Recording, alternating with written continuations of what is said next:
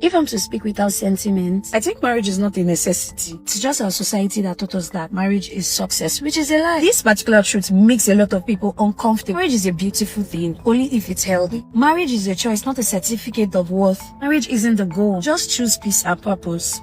Because so many people are married and still lonely. Just so you know, pressure works only when you let it. Being single is better. This is the kind of mindset that when people go into relationship with or enter into a marriage with, it leads to further problems. There's this particular saying that we have here, I don't know if you've heard it before. If you don't understand signs, you would see wonders. And the good thing about wonders is that it never ends. Blow my mind. So it's always advisable to know the kind of partner that you go into a relationship with and the kind of worldview they have. Whenever I meet a guy that I want to be serious with or I want to date, mind you, the first thing I tell him or that is showing interest in me is that my name will always be Chamaka Ubao. Till I die, I'm not changing my surname for nobody. If we have kids, your kids can bear your name. I don't bloody care. That kids, they have their own free will. To an extent, they have their own free will. But I'm not gonna change my name for no man. Chiamaka Uba till I die. Deal or no deal. And now that you people are mentioning this prenup, bless I go put that for my prenup. So on no account should you disturb my head that I should change my surname, because I'm not gonna change my surname. My surname is UBA. It is left for you as a partner to decide if you can live with the fact that your wife does not want to take your name. I'm not going to police anybody on what to do about this particular topic. Never! Never! And as the first lady said, marriage is not an achievement. If she truly believes that marriage is not an achievement, she won't really commit herself to it. If she can't do something as basic as changing her name to yours, then it is left for you to decide if it's a deal breaker or not. By the way, if you want to understand the truth about modern dating dynamics in Nigeria without the noise, hit the subscribe button and stay tuned, because we break down news stories every Wednesdays and Sundays. Now let's get back to the video. Am I wrong to feel like when I get married, I want to maintain my father's surname? I don't want to remove it entirely. I want to hyphenate with my now marital surname. And my reason is we're all girls in my family and half of my father's side is literally wiped out. I don't want to have to not continue his legacy. My daddy is a great man. He's an amazing man. I know he never says, oh, he wish he had a boy. He has never said that. But I just want to keep it in remembrance of there is a man that was so great, that is so great. So I just want to maintain it. And I hope I have a partner who doesn't see this as an issue, because I saw people having an issue with it. Let people do what they want. If anybody says they want to remove their surname, fine. They don't want to, let people do what they want. But personally, and I had this conversation with my sisters as well, and they all said the same thing. So what do you guys think? I think the reason why she wants to keep her father's name makes sense to me. But the truth is that, is she going to transfer the name to the kids if she's keeping the name for posterity? Or she only wants to carry the name and let her father live through her, at least for the time being that she's here? I feel like it would be more of a deal breaker if she insists on giving her father's name to the kids. what was it, got a bit too risky now, has it? Correct me if I'm wrong, but I don't feel like there's a problem with her keeping her name because of she wants to honor her father. At the end of the day, it comes down to how you approach it. It's not just about keeping your name. It's about how you approach your partner and the reason behind why you want to keep that name. A woman with her own money is dangerous, not because she has power, but because she no longer needs permission. She doesn't stay where she's not respected. She doesn't chase validation. She doesn't need to beg to be chosen. She starts choosing herself. So no, money didn't change her. Money revealed her. And it revealed everyone who was only comfortable when she was struggling. And if that version of you scares them, good. They were never meant to sit with the woman they're becoming. Now, for me, this is a very nonsensical statement. Oh, here we go again.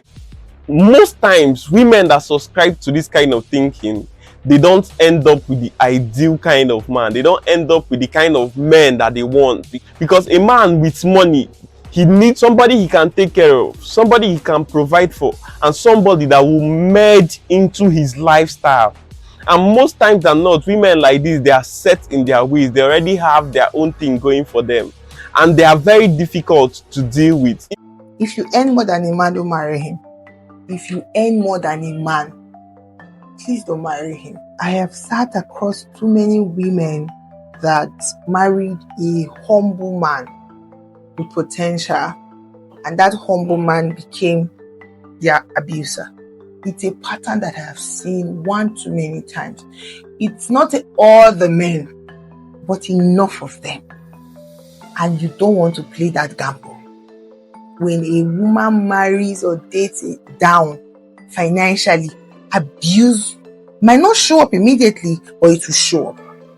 And the abuse rarely starts with money. It starts with anger, frustration, jealousy, competition. Because many men in Africa were raised to believe that their value is tied to provision, or their authority is tied to provision. So when a woman earns more, grows faster, or is carrying the home financially, it doesn't feel like partnership to an insecure man. It feels like failure. I can try to understand where she's coming from. But why would she look at a particular group of men just because of they've not made the kind of money that they want to make and say that they are potential abusers? That is wrong. There's one thing that she failed to mention. Most of these women that are the breadwinners in their home, the reason why the man would always push back is when she tries to step on him, when she tries to make him do things just because of she's the one providing most of the resources in that home.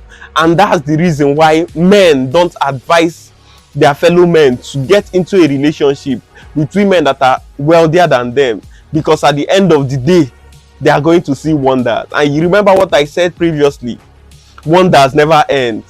And these women, once they've gotten to a certain age and they've not gotten any man for themselves, they start looking at these men that avoid them and say that men can't handle them, men can't do this, trying to use that as an emotional blackmail to get these men to themselves. That failure that they feel will turn into control.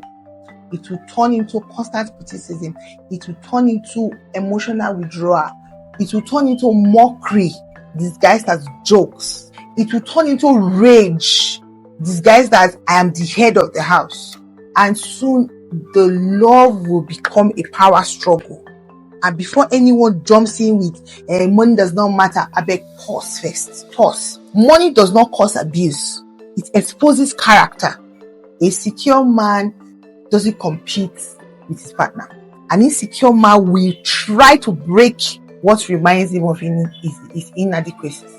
Now, these men that married women that are wealthier than them, sometimes they swallow their pride and they do what the woman wants them to do. Now, when they've done it for a couple of years and they are connected and they make something for themselves, they start setting standards. They start wanting those things that they would want if they've been the provider from the very beginning. This creates a power struggle between the man and the woman. It's either they readapt to a new system or the marriage breaks off. Because naturally, a man would always want to provide, protect, and do all of the things that he's meant to do. If he's not doing those things, he would feel less of himself. No matter how you try to sugarcoat it, that's just how it is. And basically, that's the reason why men marry women that they are wealthier than. And let me even shock you. Do you even realize that society gives men permission to humble a successful woman? So now the abuse is not just even personal, it's cultural. So before you argue with me, please help me answer this honestly. Have you seen this happen? Have you lived it? Because it's very common and I see it every day in my practice. This would be a common thing among certain class of people. And that's the struggle that they would have to deal with. Because some men, if they see you as an opportunity for them to grow, they would swallow their pride. Maybe for a year, for 2 years, for 3 years, for 5 years. They will swallow that pride and do what you want them to do. But after they've made the money that they want to make, they would revolt. They won't want to play that role anymore. That's just natural. And most of these women that have made money, they won't like the idea that this man that I picked from the gutters, I opened doors for him, I did all of these things for him. Now he wants me to look up to him. It will be a very, very big struggle for that relationship. At least that's what I think. If you like my take or find this video interesting, check out this other video. Most definitely you are going to like it. Bye and stay tuned for more.